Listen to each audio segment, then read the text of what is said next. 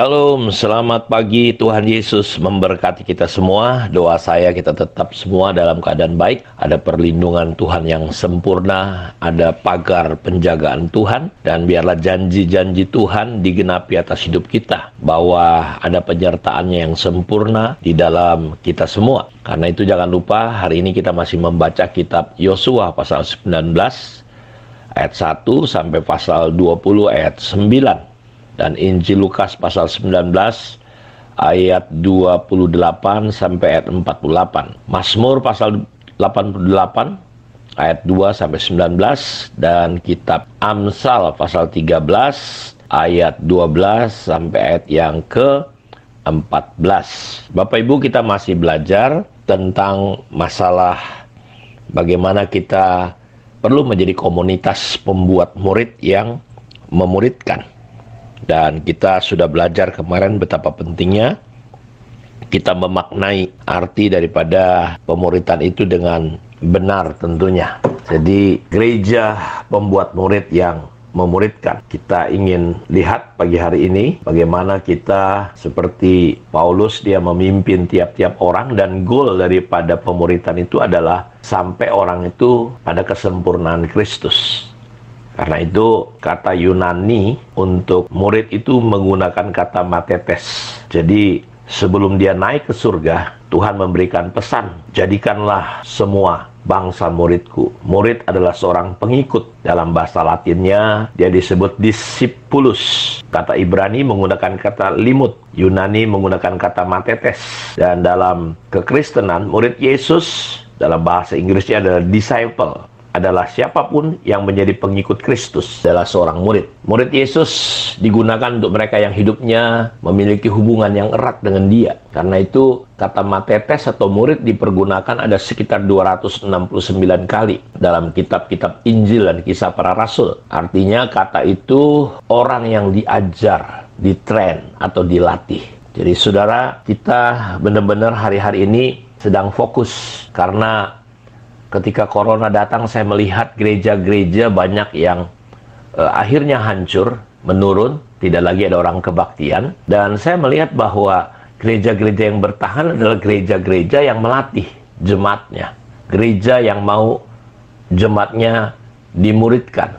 Bukan hanya program tentu, tetapi ini menjadi sebuah inti daripada karya Tuhan dalam kehidupan gereja untuk kita menjadikan sekalian bangsa murid. Karena itu saudara jangan hanya beribadah, jangan hanya sekedar cuma datang ke gereja, tapi beri diri saudara untuk dijadikan murid. Karena Tuhan ingin kita semua menjadi murid. Nah, murid dalam bahasa kuno, ya, seorang murid adalah pengikut yang setia. Jadi kalau saudara lihat ketika ada banyak orang mengikuti Yesus, ya, dan dia berkata, ayo ikut aku. Lalu orang-orang ini berkata, Tuhan, aku permisi dulu ya, aku mau menikah dulu, ya, mencoba dulu ya kerbau yang baru dibeli. Bahkan ada orang mati, aku harus kuburin. Tuhan bilang nggak, udah biarin orang mati, kuburin orang mati. Jadi kalau orang yang sudah siap mengikut Tuhan menoleh ke belakang, dia tidak layak. Seorang murid adalah seorang pengikut yang setia, ya, dari seorang gurunya, yaitu Tuhan Yesus, guru kita. Jadi konsepnya berbeda dengan murid di era modern ini. Seorang yang belajar di sekolah, seorang murid di zaman Alkitab secara aktif, dia meniru kehidupan dan pengajaran gurunya. Ya, matetes, dia seorang peniru, pencontoh seperti gurunya. Makanya Yesus dan murid-murid hidup sama-sama. Jadi seorang matetes, dia melihat kayak bagaimana hidup gurunya, jalannya, bicaranya, tidurnya, dan dia betul-betul sampai bisa mencontoh. Jadi ini bukan pilihan. Pemuritan di dalam gereja bukan pemuritan, tetapi ini sebuah perintah yang perlu kita lakukan sampai kita, sang murid, bisa sama seperti gurunya. Seorang murid tidak akan pernah lebih dari gurunya. Kalau gurunya diperlakukan sedemikian rupa di zaman itu, murid gak akan pernah lebih daripada gurunya. Karena itu murid Kristus adalah orang percaya yang mengikuti ajaran Tuhan Yesus dan mengajak orang menjadi pengikut Seperti yang Paulus katakan dalam 1 Korintus 11 ayat 1, jadilah pengikutku sama seperti aku juga menjadi pengikut Kristus. Jadi seorang murid ya perlu bertobat, perlu percaya sama Tuhan, lahir baru, dibaptis, dan dia mulai mengikuti. Dia mulai belajar apa yang proses yang dia alami, dia dapat, dia mulai menolong orang lain, meneruskan imannya.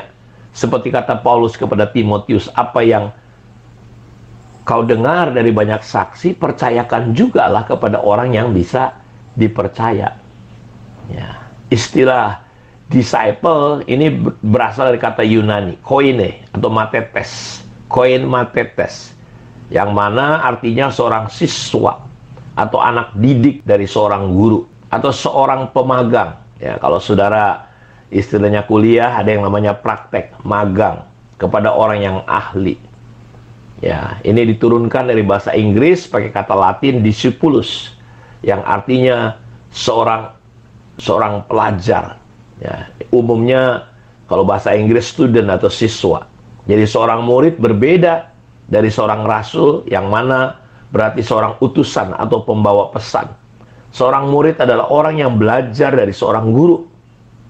Sedangkan rasul adalah orang yang diutus untuk menyampaikan ajaran atau pesan yang diterimanya.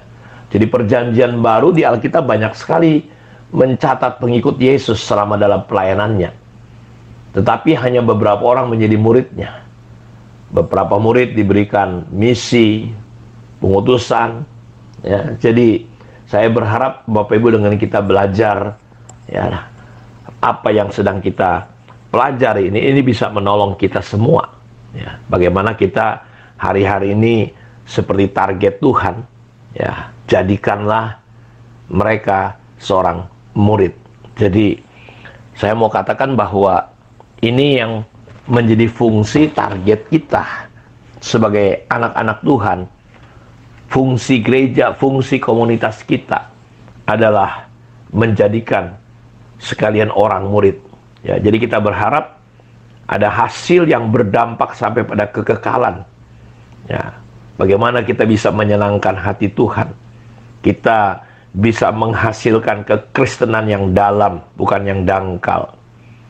Ya, kita melihat bahwa kita perlu lewat pemuritan ini mendapatkan kekristenan yang dalam. Ya, kita mengerti hati Tuhan terhadap dunia yang terhilang dan terluka ini. Dia membutuhkan tuaian itu sudah begitu menguning, tetapi pekerjanya sedikit. Dan ini persoalan gereja. Karena itu gereja kita harusnya fokus menyiapkan, menjadikan, menciptakan. Murid itu tidak lahir dengan sendirinya, tapi dia memang sengaja diciptakan, dijadikan. Ya. Pertanyaannya, apakah gereja kita, gereja hari ini, sungguh-sungguh menghasilkan buah? Apakah gereja sedang melakukan tugasnya dengan baik? Jadi mari saudara-saudaraku, kita menangkap isi hati Tuhan, sehingga kita tahu sama-sama bagaimana kita sedang hidup pada masa-masa di mana iblis sedang marah besar. Kita sedang hidup pada masa di mana tingkat perceraian tinggi sekali. Bukan hanya di dunia ini, tapi dalam dunia kekristenan juga. Saya lihat kemarin ada seorang bapak ya, menangis melihat anaknya mengalami transgender, dari laki-laki menjadi perempuan. Sudah bayangin kita sedang hidup pada masa seperti ini. Kenapa? Gereja banyak, gereja ada di mana-mana. Tapi kita tidak melihat dampak, rasa asin, rasa bau Kristus itu nyata. Karena itu saya berharap, saya mendorong kita, yang saudara yang mendengar saat teduh ini, mari kita mulai memberi diri kita, mulai jatuh cinta untuk memberi diri kita dididik. Tidak hanya sekedar bangga dengan keselamatan yang Tuhan berikan, tapi kita memberi diri kita untuk dididik menjadi murid-murid Tuhan. Kiranya renungan ini menolong kita semua. Tuhan memberkati. Mari kita berdoa. Bapa, terima kasih untuk kemurahan dan anugerah-Mu. Berkati semua anak-anak-Mu.